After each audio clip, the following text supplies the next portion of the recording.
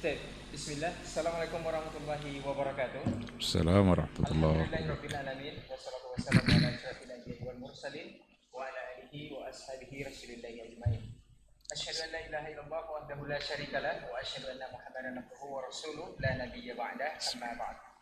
91,1 FM Radio Rombani, Merajuk Ilmu dan Peradaban Generasi Rombani dan pemirsa KSTV dimanapun Anda bisa menyimak siaran kita di kesempatan malam hari ini. Alhamdulillah, kita bersyukur kepada Allah Subhanahu wa taala. Selawat dan salam kepada Nabi Muhammad sallallahu alaihi wasallam. Untuk kesempatan malam hari ini kita kembali dimudahkan untuk kembali berjumpa di program rutin kita, yakni Fondasi Podcast Dakwah Islami, yang alhamdulillah sudah memasuki episode ke-13 untuk kesempatan malam hari ini. Dan seperti biasa, nanti Atum bisa menyimak siaran kita live di laman Facebook dan juga di berbagai channel dakwah yang insya Allah menyiarkan podcast kita di kesempatan malam hari ini. Dan alhamdulillah juga guru kita sudah berkesempatan hadir di studio, yakninya Ustadz Dr. Helmi Basri LCMH Hafizahullah Ta'ala. Dan kita nanti akan membahas seputar chemistry penghambaan diri. Seperti apa dan bagaimana, lebih kurang 1 jam ke depan nanti kita akan bahas bersama guru kita.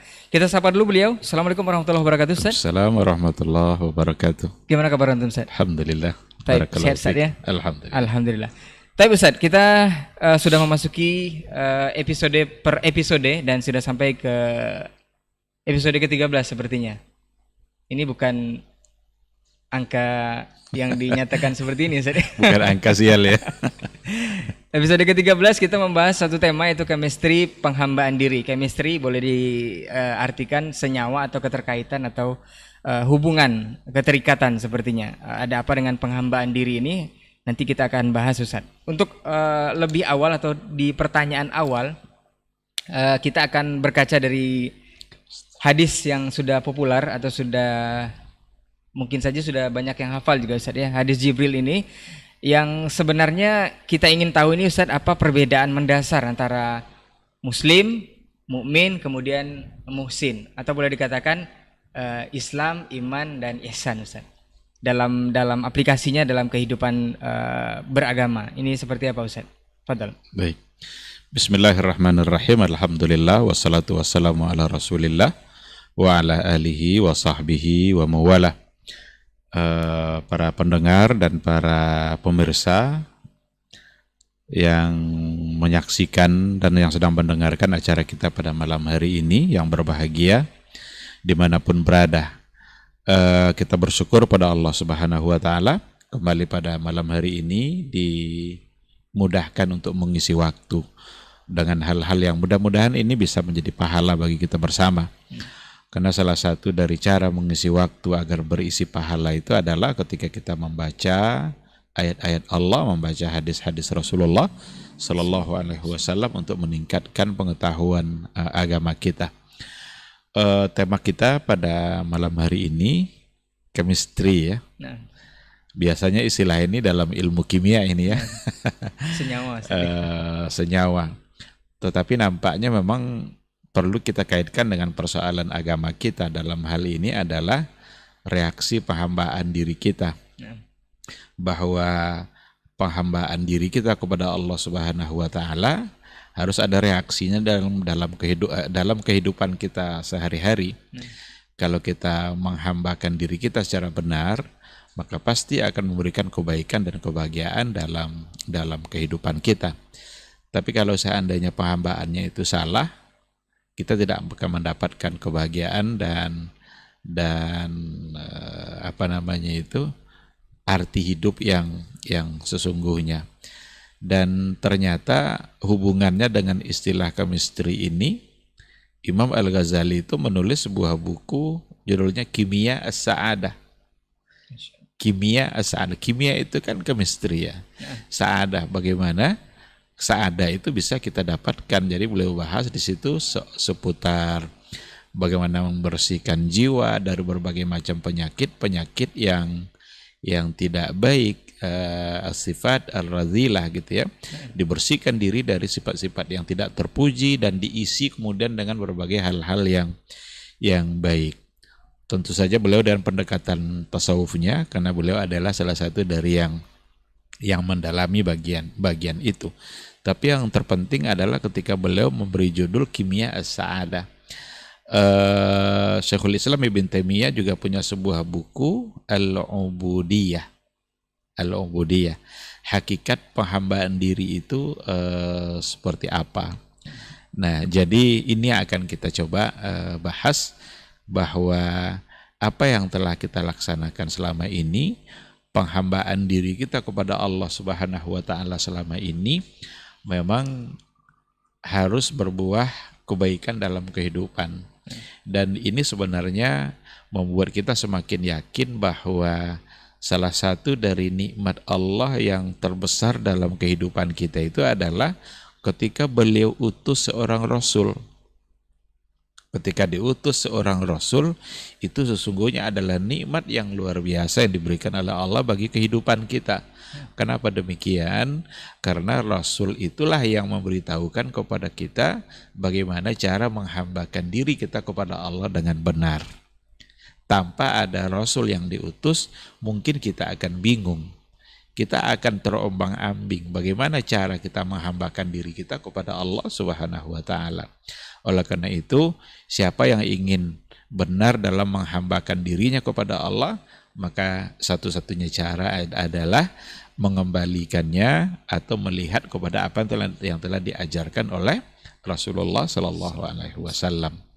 Itu komentar untuk judul yang tadi itu terkait dengan pertanyaan tadi ya, ada iman, ada ihsan, ada Islam, ada ihsan. Itu tiga istilah itu kan diambil dari sebuah hadis yang dikenal istilahnya dengan hadis Jibril. Hadis Jibril ketika Jibril datang menjelma seperti seorang pemuda lalu menanya Rasulullah Sallallahu Alaihi Wasallam berbagai pertanyaan. Tiga di antara pertanyaannya adalah ya Muhammad ma huwal iman, ya Muhammad ma huwal Islam, dan ya Muhammad ma huwal ihsan. Dari situlah diambil tiga istilah itu. Yang ternyata ketiga istilah itu adalah cakupan untuk seluruh keislaman kita. Iman itu kan ada iman, Islam, ihsan gitu ya. Iman itu cenderung untuk persoalan keyakinan yang ada di hati. Iman abstrak, mempercayai sesuatu yang memang tidak kasat mata. Ada Allah yang harus kita percaya kepadanya, kita tak pernah melihat Allah. Ada malaikat yang kita harus percaya, kita tidak pernah melihat malaikat. Ada hari akhir yang kita juga harus percaya, nanti akan datang, dan ini semua adalah bagian dari keimanan kita. Jadi ketika ditanya Rasul itu mahwal iman, dijawab oleh Nabi rukun iman yang tadi itu. Beriman kepada Allah, Rasul, malaikat, sampai yang 6 itu kan. Wa biqadri khairi wa syarri, beriman dan qada dan qadar, baik yang baik maupun yang buruk. Adapun Islam itu lebih kepada hal-hal yang sifatnya zahir. Amal-amal zahir kita. Jadi kalau iman itu amal batin kita, kalau Islam itu lebih kepada amal zahir. Ketika ditanya pula Rasul oleh malaikat itu mahwal Islam, dijawablah oleh Rasulullah Sallallahu Alaihi Wasallam dengan kelima rukun Islam itu. Ada syahadatain, ada sholat, puasa, zakat, kemudian juga haji. Ya. Jadi iman dan Islam. Lalu ketika Rasul ditanya tentang ihsan, ihsan ini sesungguhnya adalah tingkat kesempurnaan seseorang dalam beragama ketika ia mampu menggabungkan antara iman dengan Islam itu secara sempurna. Maka dikatakan al-ihsan itu kamalun wa fadlun. Adalah kesempurnaan dan karunia yang luar biasa dari Allah. Ketika ditanya apa itu ihsan, maka Rasul menjawab, anta'budallah ka'annaka tarahu fa illam takun tarahu fa innahu yarak. Kamu beribadah seolah-olah kamu melihat Allah secara langsung, wa illam takun tarahu, tapi seandainya kamu tidak mampu melihatnya, maka yakinlah bahwa Allah melihat kamu. Nah, jadi dari ketiga istilah ini nampak oleh kita bahwa iman itu ada pada persoalan keyakinan, dan itu amal-amal hati, meyakini hal-hal yang sifatnya abstrak, sedangkan Islam adalah amal-amal nyata dalam kehidupan keseharian kita yang diwakili oleh 5 rukun Islam itu, sedangkan ihsan adalah merupakan gabungan dari ketercakupan antara iman dan Islam. Orang yang benar-benar ihsan itu adalah orang yang beribadahnya seolah-olah dia beribadah dalam keadaan melihat Allah Subhanahu wa taala. Bayangkan itu kalau seandainya kita beribadah ditatap oleh Allah Subhanahu wa taala. Kalau ada karyawan di hadapan pimpinan perusahaannya, dia tidak akan main-main itu. Kalau pimpinannya pergi, mungkin dia baca-baca koran, main-main handphone, ngopi-ngopi. Tapi pas datang pimpinannya, itu berubah semuanya itu. Karena sedang ditatap oleh pimpinannya. Nah jadi ihsan itu tingkat pelaksanaan agama yang tertinggi. Karena memang kita mampu menggabungkan bagaimana kita meyakini Allah dalam keadaan, semua keadaan kita, dan kita merasa senantiasa diawasi oleh Allah Subhanahu wa taala. Oleh karena itu, orang-orang yang memiliki ihsan itu adalah mereka-mereka yang melaksanakan Islam itu secara benar dan berkualitas, karena dia meyakini bahwa dia senantiasa diintai dan diintip oleh Allah. Orang-orang yang ihsan itu adalah orang-orang yang benar-benar berupaya maksimal dalam meninggalkan dosa dan kemaksiatan, karena dia sadar bahwa dia sedang diintip dan ditatap oleh Allah Subhanahu wa taala. Namun ada hal yang perlu dipahami di sini. Ada kaidah dalam memahami istilah oleh para ulama, iza jatama'a iftaraqa, iza iftaraqa ijtama'a. Kayak iman dan Islam itu masuk pada kaidah itu. Kalau disebutkan keduanya secara bersamaan, berarti dia berbeda. Umpamanya disebut iman dan Islam secara bersamaan, berarti dia berbeda. Iza ijtama'a iftaraqa. Tapi iza iftaraqa istama'a. Kalau disebutkan hanya satu di antara yang dua itu, berarti mencakup makna untuk keduanya. Kalau disebut Islam saja, berarti di situ ada makna iman. Kalau disebut iman saja, maka di situ ada makna Islam. Jadi iza iftaraqa istama'a. Coba ketika Allah mengatakan wala tamutunna illa wa antum muslimun. Kenapa tidak Allah bilang wa antum mu'minun? Ya kan? Maka ketika dikatakan muslimun, di situ tercakup keduanya makna iman dan Islam. Ada lagi ayat innamal mu'minuna ikhwa. Kenapa tidak innamal muslimuna? Maka kata mukmin di situ mencakup ke dalamnya pada pribadi seorang yang beriman, dan di dalam pribadinya ada iman dan ada Islam. Nah, itu pakai kaidah yang tadi itu. Nah, tapi kalau disebut keduanya secara bersamaan, berarti dia punya makna yang berbeda. Itulah makna yang tadi itu. Iman itu fokus pada kepercayaan kita, pada keyakinan kita, pada amal-amal hati, sedangkan Islam itu lebih kepada amal-amal zahir, salat, zakat, bagaimana kita ruku, bagaimana kita sujud, bagaimana kita melaksanakan haji, khuzu anni manasikakum. Kelima rukun Islam itu mewakili amal-amal zahir yang lainnya yang memang pengembaliannya atau pelaksanaannya harus dikembalikan kepada apa yang diajarkan oleh Rasulullah Sallallahu Alaihi Wasallam. Menarik Ustaz, dari 3 poin hadis Jibril ini yang sudah dijelaskan tadi, apakah ini bisa dikatakan bentuk atau step dari seorang ini penghambaan dirinya kepada Allah? Apakah penghambaan diri paling rendah itu boleh dikatakan Islam saja, atau level kedua boleh dikatakan sudah beriman, atau level ketiga boleh dikatakan sudah ihsan, atau seperti apa Ustaz? Kalau kita kumpulkan ayat-ayat yang ada, itu memang bisa seperti itu. Bisa ada level-level tertentu. Karena ketika orang Arabi itu mengaku dirinya beriman, waqalatil a'rabu amanna. Orang-orang Arab itu berkata, orang-orang Badui yang baru Islam itu mereka berkata amanna. Turun ayat kan, kul lam tu'minu. Kalian belum beriman, walakin qulu aslamna. Tapi ucapkanlah kami telah Islam. Berarti di sini dibedakan. Mereka baru Islam dalam artian mengucapkan 2 kalimat syahadat. Oleh karena itu, tingkatan pertamanya tentu saja adalah dengan menjadikan dirinya sebagai seorang muslim yang diawali dengan mengucapkan dua kalimat syahadat. Apabila dua kalimat syahadat sudah terucap oleh seseorang, berarti dia sudah disebut sebagai seorang muslim. Tetapi kan ada konsekuensi dari ucapan syahadatain. Ucapan syahadatain itu kan bukan sekedar ucapan. Ketika ada orang yang sudah mengucapkan dua kalimat syahadat, ada konsekuensi dari ucapan itu. Apa konsekuensinya? Dia harus menyempurnakan ucapan itu dengan tingkatan-tingkatan berikutnya. Dia harus meyakini semua persoalan iman yang diajarkan oleh agama. Yakin kepada Allah, yakin kepada hari akhir, yakin kepada kepada qada dan qadar, dan semua rukun-rukun iman yang lainnya. Kalau itu sudah terkumpul dan bukti bahwa mereka beriman dan berislam secara benar, itu nanti akan ada pada ihsannya itu. Anta'budallaha ka'annaka tarahu. Ada ibadah yang dia lakukan dan seolah-olah dia sedang melihat Allah Subhanahu wa ta'ala. Kalau tidak bisa, berarti dia harus yakin bahwa dia dilihat oleh Allah Subhanahu wa ta'ala. Jadi boleh dikatakan ihsan atau muhsin ini adalah level tertingginya, Ustaz, ya? Iya. Boleh dikatakan seperti itu. Boleh dikatakan seperti itu. Tapi Ustaz, kita tarik ke kondisi kita sekarang, Ustaz.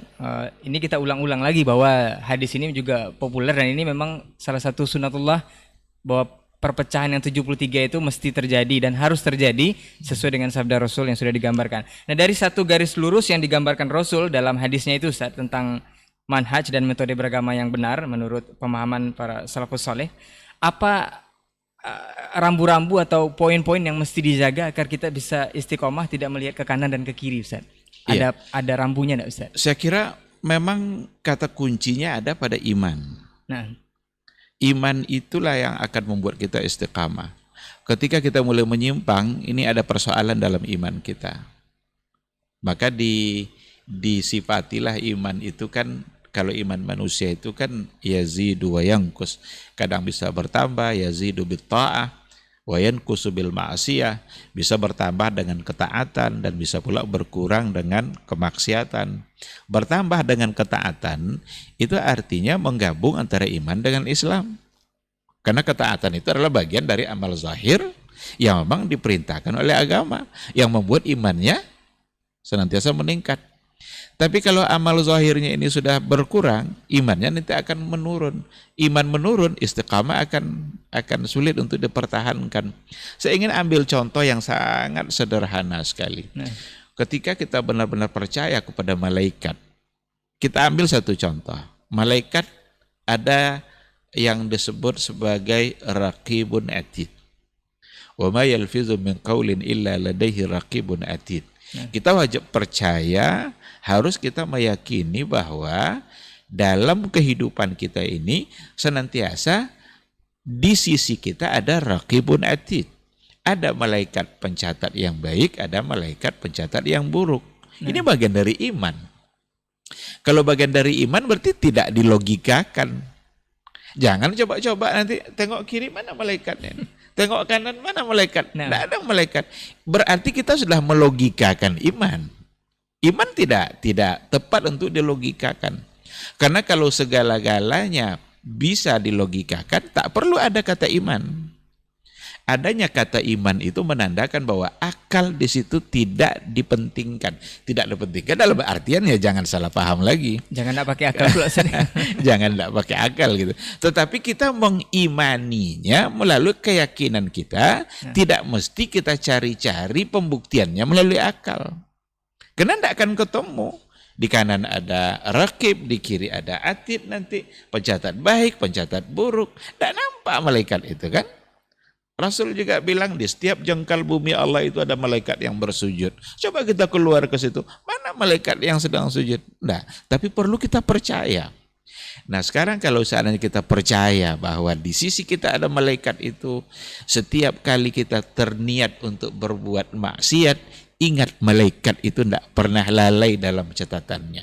Dan tidak ada yang luput dari catatan dia. Bukankah itu nanti membuat kita akan semakin istiqamah? Jadi mengimani malaikat itu saja kalau benar-benar kita terapkan dalam kehidupan kita, kita akan istiqamah. Ketika kita ingin melangkahkan kaki ke tempat yang ibadah, tempat-tempat baik, akan semakin bersemangat kita untuk mengerjakannya, karena kita tahu bahwa kebaikan itu tidak akan luput dari catatan malaikat Allah. Kebalikannya seperti tadi, tergerak untuk melangkah ke tempat dosa, ke tempat maksiat, yang kita ingat justru adalah malaikat pencatat keburukan, dan tak akan ada satupun keburukan yang luput dari catatan malaikat. Itu baru iman pada malaikat. Baru satu poin. Kalau kita bawa nanti pada iman pada hari akhir umpamanya. Kalau kita lihat hadis-hadis Nabi, ayat-ayat Al-Quran sering menggandengkan sebutan iman kepada Allah dan hari akhir. Man kana yu'minu billahi wal yaumil akhir. Iman pada Allah, siapa yang beriman pada Allah dan beriman pada hari akhir. Kenapa digandengkan? Itu menggambarkan bahwa hari akhir itu pasti. Dan tidak ada satupun yang cuma-cuma yang kita kerjakan di dunia ini. Setiap kebaikan yang kita kerjakan di dunia, tidak ada yang merugikan kita. Karena di akhirat nanti akan ada pembalasan. Setiap keburukan yang kita kerjakan, juga itu tidak akan hilang begitu saja. Karena ada akhirat nanti yang pasti datangnya, di mana kita akan dibalas. Maka kita akan bersemangat untuk beribadah, kita akan tetap istiqamah ketika di hati kita selalu meyakini bahwa hari akhir itu akan pasti ada, akan pasti datang, dan diawali dengan kematian kita. Bukankah kematian setiap detik kita bisa melihat apa yang terjadi? Sebentar-sebentar kita mendengar berita ada yang wafat. Maka Umar bin Al-Khattab sudah berapa kali disebut mata fulan, si fulan meninggal, maka pasti satu hari nanti orang akan mengatakan mata Umar juga akan meninggal. Dan meninggal itu bukan akhir dari segala persoalan kita, tapi justru awal untuk menuju masa abadi. Gerbang pertama menuju masa keabadian itu, masa hidup yang jauh lebih lama dan abadi. Nah, saya kira begini cara untuk bagaimana kita bisa istiqamah di dalam menjalani agama di dalam kehidupan kita. Ketika kita lalai dari mengimani yang tadi itu, ini awal dari bencana. Maka orang-orang yang kalau sudah tidak ingat lagi dia kepada Allah, tidak ingat lagi dia kepada malaikat yang mencatat, dia akan begitu mudah untuk melakukan hal-hal yang bersifat dosa. Karena dia sudah tidak ingat lagi, atau dia menganggap tidak ada. Karena diakalinya, dicoba pahami melalui akal dan logikanya, tidak ada malaikat nih katanya, tidak percaya dia. Kan banyak orang yang ingin mencoba mengukur sesuatu dengan akal kan. Nggak percaya azab kubur, nggak percaya pertanyaan mungkar dan nakir. Karena hadisnya ada hadis ahad, itu semua akan menyebabkan terjadinya penyimpangan. Maka kewajiban kita adalah beriman, maksimalkan iman kita, niscaya istiqamah akan lahir dari keyakinan yang kokoh itu. Taib, yang pastinya iman yang penting Ustaz ya. Jadi boleh dikatakan kalau masih tingkatan Islam itu boleh jadi bisa terombang-ambing juga Ustaz dari yang 73 ini Ustaz ya. Kalau memang belum beriman ini Ustaz. Kan boleh dikatakan maka Islam yang 73 itu sebenarnya persoalannya ada pada persoalan akidah. Keyakinan tadi Ustaz ya? Ada pada keyakinan. Bukan kelompok-kelompok dalam mazhab fikih, enggak. Syafi'i, Hambali, Maliki, bukan itu. Tapi yang golongan-golongan yang disebut Nabi itu kesalahan mereka ada pada masalah akidah dan keyakinan. Ini perlu diperhatikan baik-baik. Dan hanya satu yang benar-benar diterima adalah apa yang diyakini oleh Rasul dan para sahabatnya. Baik Ustaz, kita beralih ke poin selanjutnya Ustaz. Ada metode targhib wa targhib Ustaz. Targhib wa targhib dalam penyampaian dakwah Ustaz yang hak. Fungsi ayat-ayat ancaman dalam Al-Quran itu kan banyak Ustaz. Banyak ayat-ayat ancaman, juga ada ayat-ayat yang menggambarkan kenikmatan, apakah surga ataupun neraka. Ini fungsinya jika seseorang di akhirat nanti tergantung masyiahnya Allah, itu ada juga yang mengatakan bahwa seorang Ali, kalau dikisahkan di itu Ali anak Fudail bin Iyad rahimahullah, itu meninggal karena ayat-ayat ancaman ini, Ustaz. Ini mohon klarifikasinya nanti, Ustaz, apakah benar. Tetapi dikisahkan juga seorang pelacur, Ustaz, yang memberi minum anjing itu bahkan bisa masuk surga, padahal belum dikisahkan bertaubat. Ini korelasinya seperti apa, Ustaz? Apa memang ayat ancaman itu berfungsi untuk ancaman saja, nanti juga akan diampuni oleh Allah, atau seperti apa, Ustaz? Iya. Masyiah itu, kalau kita sudah bicara masyiatullah, segala-galanya berada dalam kehendak Allah, itu menggambarkan bahwa kehendak mutlak yang dimiliki oleh Allah dalam kehidupan semua makhluk ini. Tidak ada yang bisa memerintahkan Allah. Tidak ada yang bisa mewajibkan Allah untuk melakukan sesuatu. Tidak ada yang bisa mengharuskan Allah melakukan sesuatu. Allah lah yang berkehendak, fa'alul lima yurid. Berkehendak untuk melakukan apa yang dia inginkan. Maka itu namanya masyiah. Termasuk siapa yang dia kehendaki untuk masuk surga, siapa yang dia kehendaki untuk masuk neraka, itu kita tidak bisa protes. Itu tujuannya sebenarnya masyiah itu, mengimani masyiah Allah itu meyakini kesempurnaan kudrat dan iradatnya Allah itu. Kekuasaan mutlak, kehendak mutlak itu ada pada Allah Subhanahu wa taala. Berarti tetap Allah Maha Adil, Ustaz, ya? Dan itu tidak bertentangan dengan keadilan Allah. Makanya mempercayai masyiah itu jangan justru membuat kita tidak menjadi bersemangat untuk beribadah. Tidak ke situ larinya. Justru yang harus kita ingat dalam persoalan ini adalah bahwa innallaha la yukhliful mi'ad. Allah itu tidak pernah memungkiri janji. Jadi jangan sampai nanti, kalau ternyata nanti di akhirat itu tergantung masyiatullah, kehendak Allah. Kalau Allah menghendaki saya masuk neraka, ya masuk neraka. Kalau gitu saya tidak usah beribadah. Ini cacat logikanya. Ini tidak bisa dibenarkan. Masyiah itu gambaran kesempurnaan kehendak Allah. Allah berkehendak mutlak dalam kehidupan kita, dunia dan akhirat. Tidak ada satupun yang bisa mewajibkan Allah melakukan sesuatu. Apakah orang yang beribadah rajin kepada Allah, dia bisa mewajibkan Allah memasukkannya ke dalam surga? Tidak. Tapi yang harus diingat dalam persoalan ini adalah Allah itu tidak pernah memungkiri janji. Ketika Allah menjanjikan surga bagi orang-orang yang taat, Allah tidak memungkiri janji. Meskipun masuk surga bukanlah karena amal ibadah dan ketaatan semata, kan? Rasul kan menyampaikan di hadapan sahabat seperti itu. Masuk surga itu bukan karena amal. Amal apa yang bisa dinilai dengan surganya Allah? Surga Allah itu mahal, harganya tinggi. Sholat tidak pernah khusyuk. Puasa hari-harinya banyak ghibah. Surga apa yang didapat oleh puasa yang banyak ghibah gitu.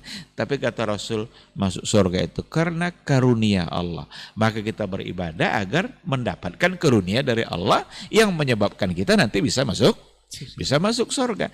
Tapi pastinya ada di tangan Allah. Disinilah masyiah. Dan innallaha la yukhliful mi'ad.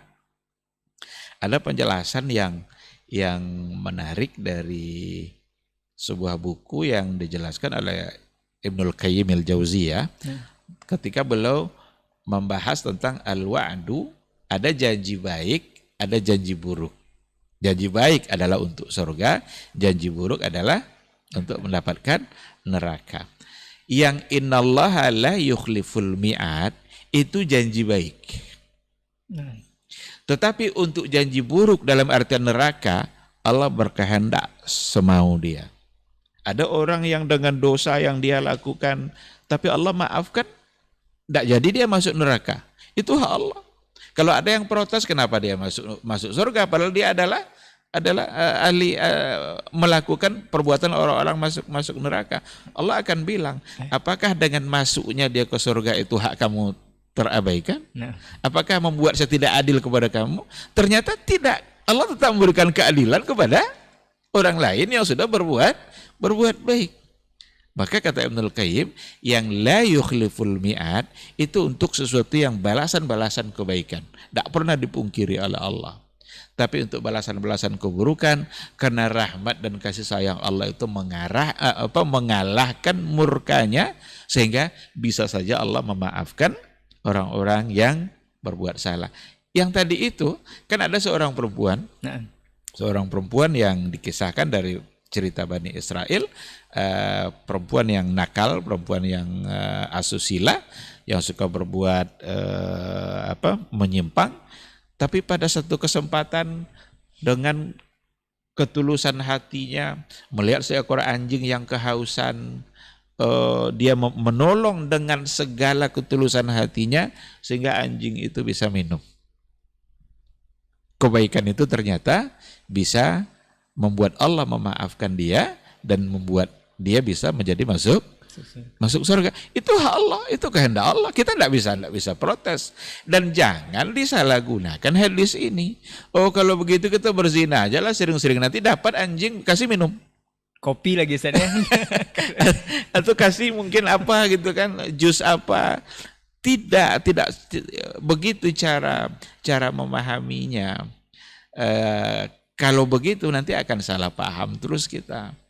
Nah, maka di situ menandakan kehendak mutlak ada di tangan Allah dan menggambarkan betapa Allah Subhanahu wa taala begitu pemaafnya terhadap orang-orang yang memiliki hati yang tulus. Oleh karena itu, murnikanlah hati kita, bersihkanlah hati kita sebersih-bersihnya, menghadaplah kepada Allah, dan itu jadikan langkah untuk menuju amal-amal kebaikan yang lainnya.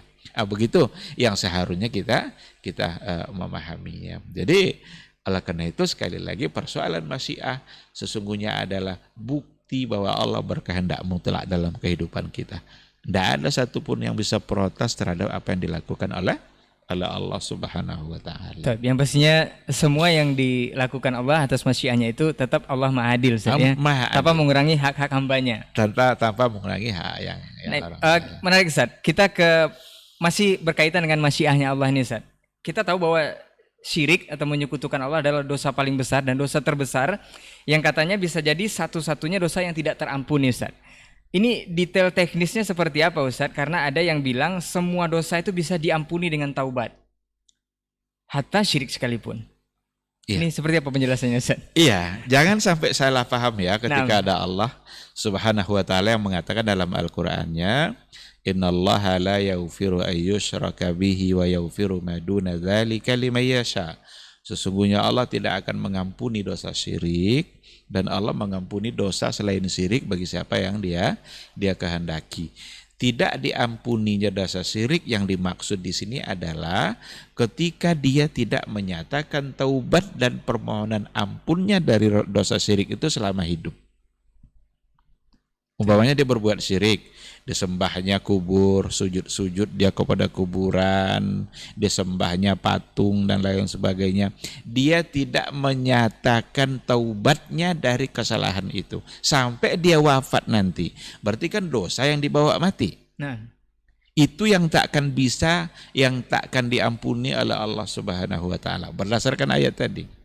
Tapi kalau seandainya dia nyatakan keampunannya kepada Allah, bertaubat dia kepada Allah, Allah terbuka tangannya, membuka kedua tangannya di siang hari bagi orang yang berdosa di malam hari. Allah membuka pula kedua tangannya di malam hari untuk pelaku dosa yang dikerjakannya di siang hari. Nah, oleh karena itu, dosa syirik sekalipun seandainya dia nyatakan taubat, itu akan diampuni oleh Allah. Berapa banyak dosa syirik yang dilakukan oleh sahabat sebelum masuk Islam? Nah, Umar bin Khattab, berapa banyak dosa yang dia lakukan sebelumnya? Persoalan penyembahan kepada patung itu sudah menjadi hal biasa, bahkan bagian dari kehidupan mereka. Tapi dia kan menjadi orang yang dijamin masuk surga. Di akhir ayatnya Allah ridho dan dia ridho kepada Allah, ya. Mendapat pujian kan radhiyallahu anhum wa radu anhu. Karena itu pujian untuk para sahabat. Maka kita dianjurkan juga setiap menyebut nama sahabat dengan menyebut kata radhiyallahu anhu, karena memang Allah yang meridai mereka. Padahal berapa banyak kesalahannya. Ada orang yang ada di antara sahabat yang baru mengucapkan 2 kalimat syahadat. Lalu datang perintah jihad. Ikut pula dia berjihad waktu itu. Nah, Meninggal pula dia dalam jihad itu, kata Rasul, huwa min ahlil jannah. Dia adalah ahli surga. Padahal belum tercatat sebagai orang yang banyak ibadahnya, karena baru dia masuk Islam. Cuma syahadat yang diucapkannya itu membuat keyakinan dia begitu mendalam kepada Allah sampai pada tingkat keimanan yang tertingginya, dan itu yang membuat dia bersemangat ikut jihad. Jihad itu kan konsekuensinya mati. Tapi bagi dia tidak ada persoalan, yang penting mengerjakan perintah Allah Subhanahu wa taala. Nah, oleh karena itu salah satu dari bukti bersihnya hati dan bukti kuatnya iman kita ketika kita tidak lagi memperdulikan konsekuensi dunia kita dalam mengerjakan perintah Allah Subhanahu wa taala. Kalau saya tutup warung saya ini gara-gara pergi sholat, banyak pelanggan nanti yang terabaikan. Berarti masih bermasalah pada imannya. Tapi ketika udah soal pelanggan itu nanti, yang jelas ketika ada perintah Allah, saya harus kerjakan dulu sholat, nanti saya akan balik untuk melayani orang-orang yang perlu untuk dilayani. Nah, begitu mengukur kebersihan hati. Qabiliyatul lil haq wa intaha ma ahabba. Menerima kebenaran meskipun konsekuensinya mengorbankan sesuatu yang dia cintai, mengorbankan kepentingan dunia dia. Maka iman yang dimilikinya membuat dia berani untuk berjihad meskipun konsekuensinya mati, dan ternyata dia memang mati. Dan kata Rasul, huwa min ahlil jannah. Ustaz, Itu. poin apa Ustaz yang bisa kita terapkan atau kita tanamkan dalam diri bahwa kita ini memang adalah sesungguhnya hamba Allah, budak Allah, Ustaz? Apa yang mesti kita tanamkan, Ustaz? Karena banyak sekarang yang kaum muslimin ini yang tidak menyadari bahwa kita ini sebenarnya adalah hamba Allah. Bahkan semua aturan itu seperti ditentang, bahkan tidak menyadari seolah-olah dialah raja itu, Ustaz. Ini seperti apa, Ustaz? Ada sahabat yang bertanya kepada Rasul, ya Rasulullah, ayu dzambin a'zam, apa dosa yang paling besar? Singkat saja jawaban Rasul ketika itu, anta ja'ala lillahi niddan wa huwa khalaqak. Kamu berikan kepada Allah itu tandingan, seolah-olah ada yang lain yang serupa dengan Allah, wa huwa khalaqak, padahal dialah Allah yang telah menciptakan kamu. Maka hamba Allah itu, kata hamba itu coba dipahami baik-baik. Orang Arab lah yang sangat mengerti dengan arti hamba itu.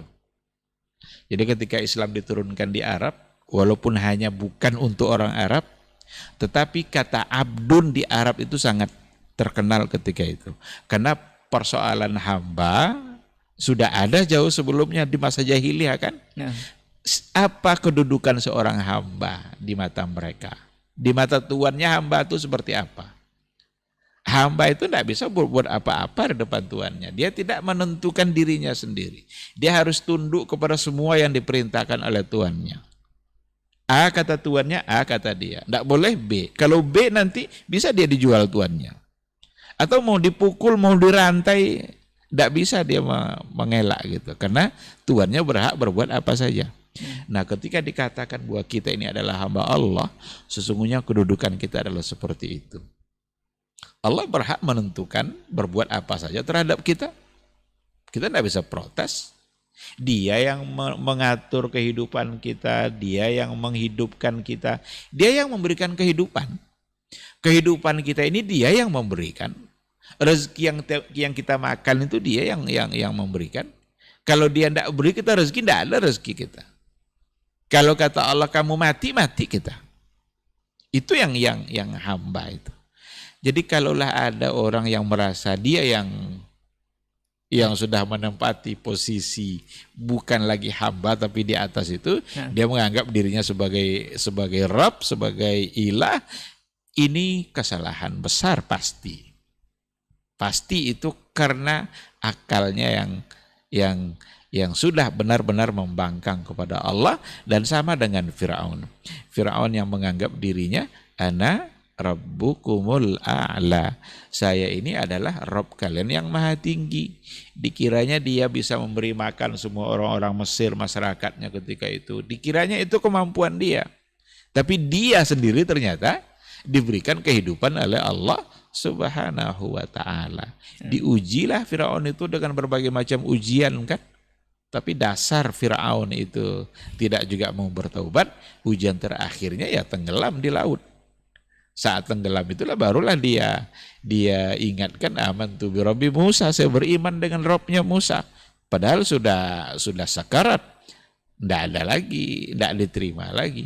Maka para pendurhaka, kita mengingatkan diri kita masing-masing dan juga keluarga kita dan masyarakat secara keseluruhan. Kalau ada kedurhakaan yang datang dari kita, ingat bahwa sesungguhnya kita ini adalah hamba. Kita harus memberikan ketaatan kepada Allah yang memberikan kita kehidupan. Sampai kapan kita akan durhaka? Sampai kapan kita akan membangkang, membantah, mendurhakai Allah Subhanahu wa ta'ala? Bahkan menentang Allah pula. Menentang syariat Allah. Haram kata Allah, halal kata dia. Jangan kata Allah, iya kata dia. Sampai kapan? Ingat, Allah bisa berbuat dalam kehidupan kita apa saja yang dia kehendaki. Nah, ini yang membuat kita mudah-mudahan bisa benar-benar menjadi seorang hamba, dan hamba itu haruslah taat kepada tuannya.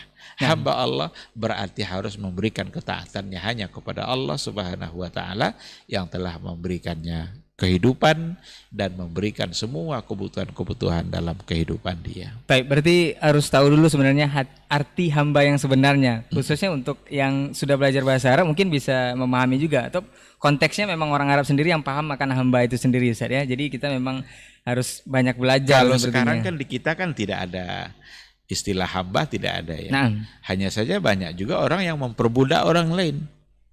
Banyak orang yang memperbudak orang lain, dikiranya orang itu adalah hamba, dan dia buat aturan-aturan untuk orang itu berbagai macam aturan. Yang orang itu sendiri bisa mentaatinya. Kadang aturannya membantah atau bertentangan dengan perintah Allah Subhanahu wa ta'ala. Kalau ada umpamanya satu perusahaan yang membuat satu aturan, tidak boleh pakai jilbab umpamanya. Karena itu akan berpengaruh nanti mungkin ke kinerja atau kepada penerimaan masyarakat terhadap apa yang dia tawarkan. Lalu dia mau mentaatinya. Berarti dia telah memberikan ketaatannya kepada yang tadi. Kalau dia punya iman pada Allah, dia harus bilang tidak. Kalau ini aturannya, ini tidak bisa saya laksanakan karena saya adalah seorang wanita, wajib menutup aurat karena Allah Rabb saya yang menyuruh menutup aurat. Itu sikap sebagai seorang yang beriman. Kalau tunduk dia mau mentaati orang tadi, berarti dia tidak lagi menghambakan dirinya kepada Allah, tapi menghambakan dirinya kepada yang lain selain daripada Allah, dan Allah akan marah. Ada tandingannya, Ustaz ya? Ada tandingannya. Nah Ustaz, berkaca dari pengalaman hidup para ulama Ustaz, soal penghambaan diri ini Ustaz, kita tahu bahwa sekelas Ibnu Taimiyah Ustaz, rahimahullah, itu keluar masuk penjara tapi nyaman-nyaman saja Ustaz. Nyaman-nyaman saja, tidak merasa bahwa dia terkekang dalam penjara itu. Ini rahasianya apa Ustaz? Bahkan dikisahkan juga tidak sempat zuhud atau tidak sempat menikah. Ini seperti apa Ustaz? Mungkin bisa kita ambil ibrahnya untuk penghambaan diri ini. Iya, ini sebenarnya bagian dari chemistry penghambaan diri tadi. Nah, begitulah kuatnya hubungan penghambaan diri yang ada pada Syekhul Islam Ibn Taimiyah bagi kehidupan dia. Nah, sehingga yang ada dalam pikirannya adalah benar-benar berada di atas jalan Allah meskipun konsekuensinya adalah penjara, menyakitkan. Ah, ini chemistry penghambaan diri itu sebenarnya harus sampai ke tingkat ini. Dia sudah bisa mengabaikan hal-hal yang nikmat bagi diri dia demi mempertahankan agama Allah. Dan ternyata yang dalam hal ini bukan hanya Syekhul Islam Ibn Taimiyah saja. kalau kita bicara soal penjara, bagaimana para ulama dulu di penjara demi mempertahankan kebenaran, itu cerita penjara ini banyak sekali. Bahkan kalau ada yang mau menulis sebuah buku sejarah mereka yang berada dalam penjara, itu saya kira akan sangat menarik sekali. Imam Ahmad masuk penjara karena dia dipaksa untuk mengaku bahwa Al-Quran adalah makhluk, tapi Imam Ahmad tidak mau. Al-Quran bukan makhluk. Al-Quran adalah kalamullah, adalah kalam Allah, dan kalam itu adalah sifat Allah. Tidak mungkin sifat Allah adalah makhluk. Itu yang dipertahankannya. Masuk penjara, udah masuk penjara, tidak apa-apa. Asalkan dia bisa mempertahankan kebenaran. Banyak cerita-cerita para ulama. Al-Imam Sarakhsi masuk penjara. Dan ternyata penjara itu bagi mereka itu hanya uzlah istilahnya. Bagaimana mereka bisa menyendiri, lebih mendekatkan diri kepada Allah. Bahkan karya-karya mereka muncul banyak dalam penjara itu.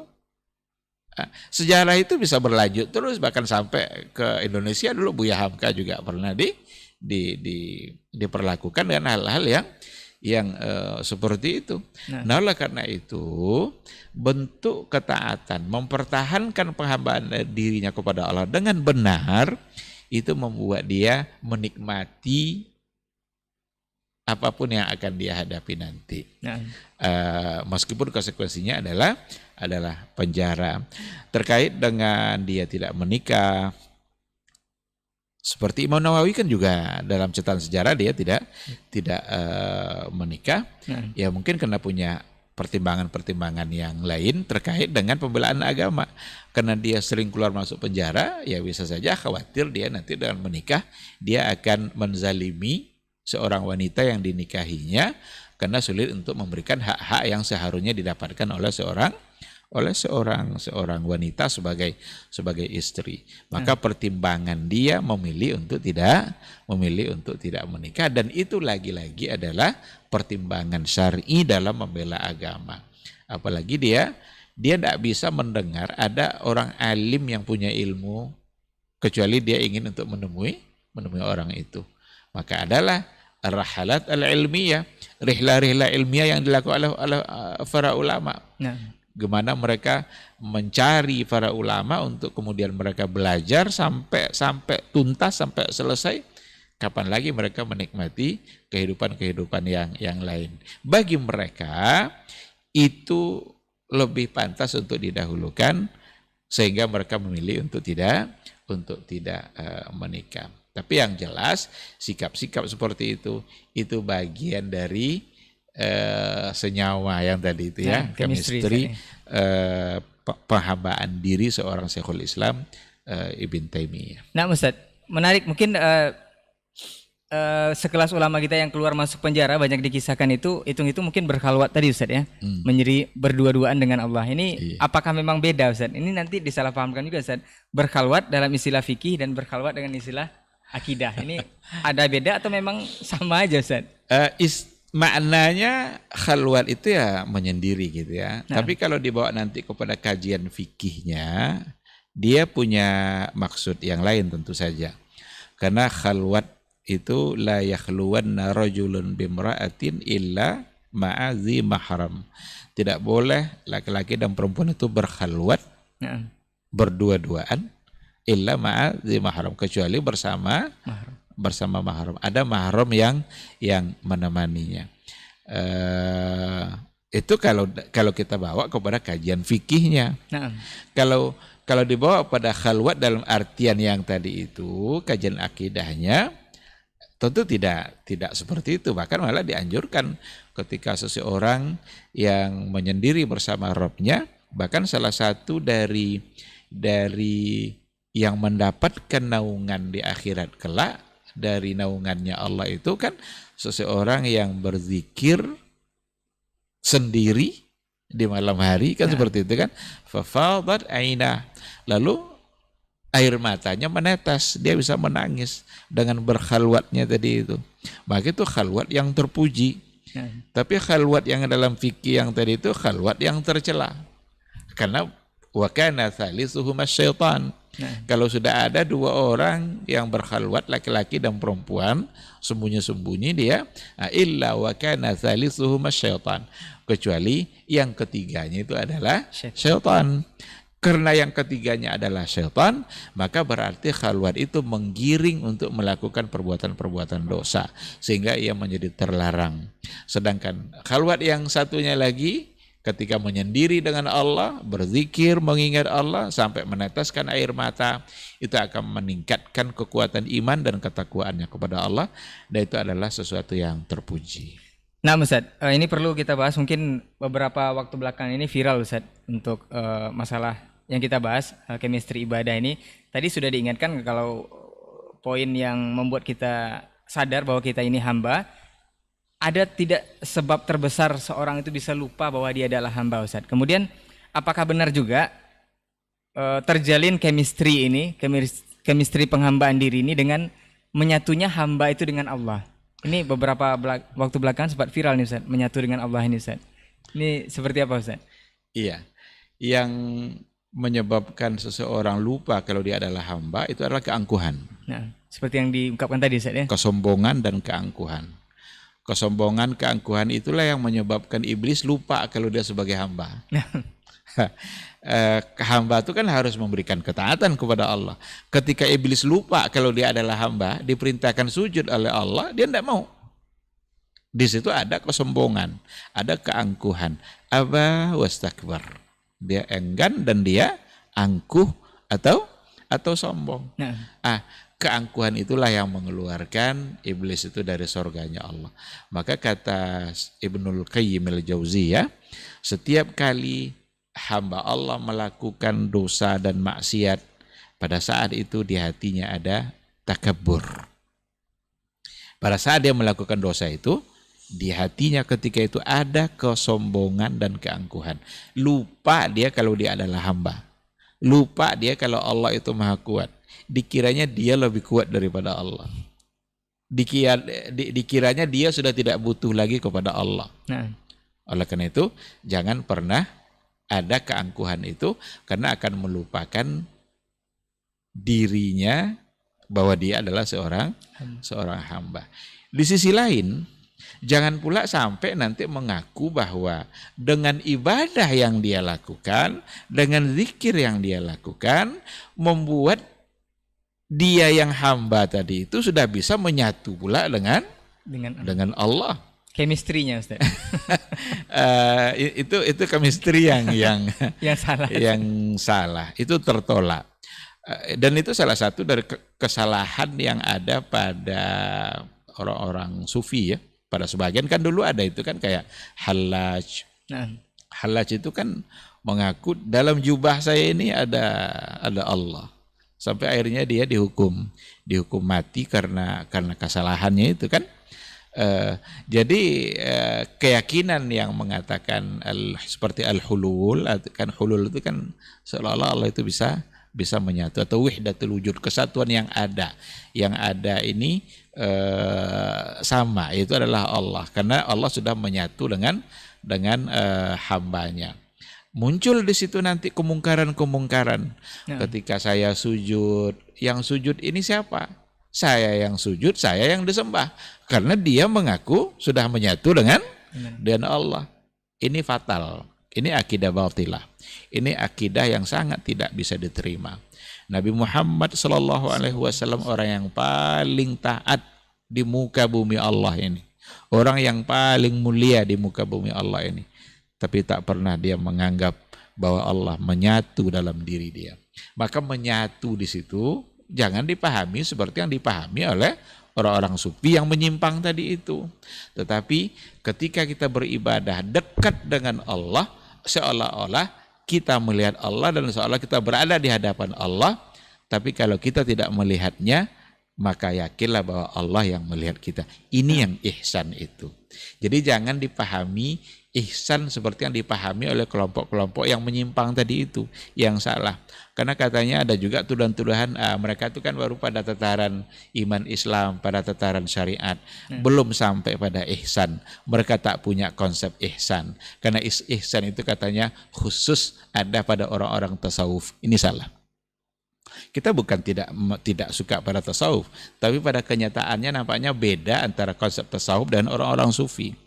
Tasawuf itu kalau diartikan secara benar, di mana bertujuan adalah untuk membersihkan jiwa dan diri kita dari berbagai sifat yang menyimpang. Ini benar-benar diinginkan oleh agama. Kalau memang itu yang diinginkan, dalam artian tazkiyatun nafs, seandainya tasawuf yang diartikan itu adalah menuju tazkiyatun nafs, itu diperintahkan oleh agama.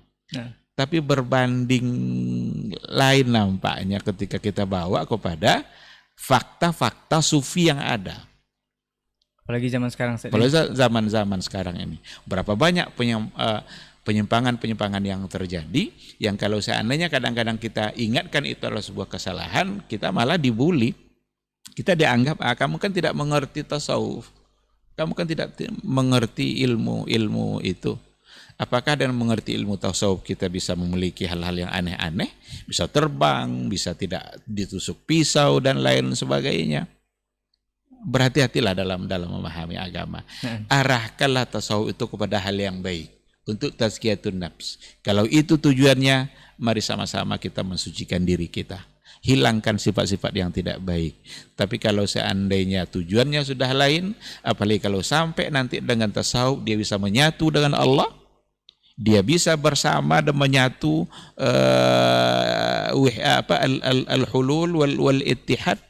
Ini akan benar-benar sebagai sebuah penyimpangan di dalam berakidah. Karena mustahil Allah itu akan menyatu secara zat dengan hambanya, karena hambanya itu kotor. Allah Maha Suci. Allah sudah dijelaskannya di dalam Al-Quranul Karim. Ar-Rahmanu 'alal 'arsy istawa. Allah bersemayam di atas aras. Allah Maha Tinggi. Aras adalah yang paling mulia dari semua yang ada, itu adalah aras.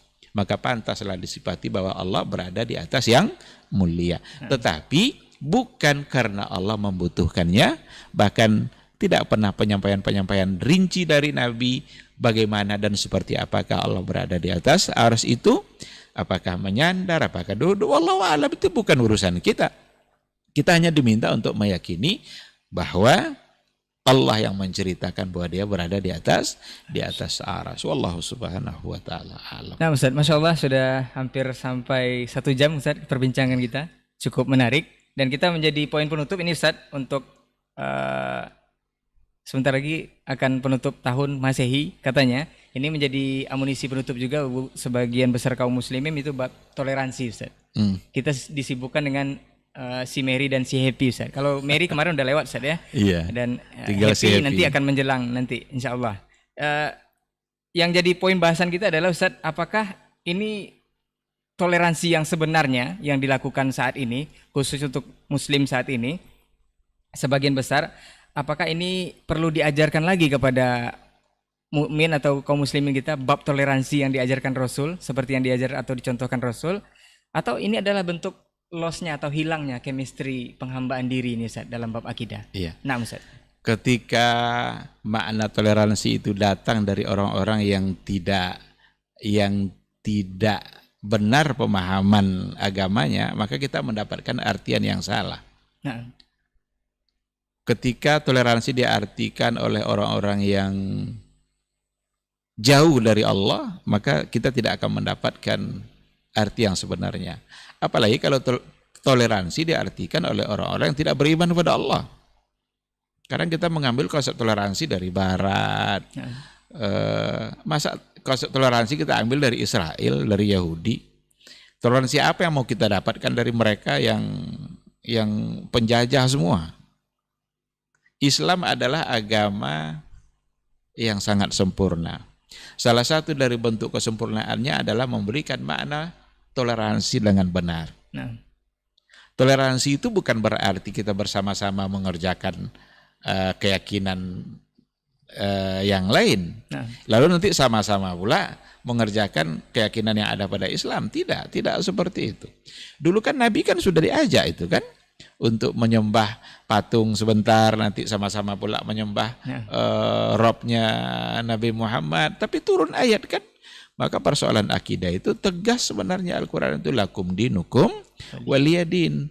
Maka toleransi yang sebenarnya itu adalah ketika kita memberikan kebebasan agama lain untuk mengerjakan amalan-amalan agamanya sesuai dengan keyakinannya, dan kita diberikan pula kebebasan untuk mengerjakan agama kita sesuai dengan keyakinan kita.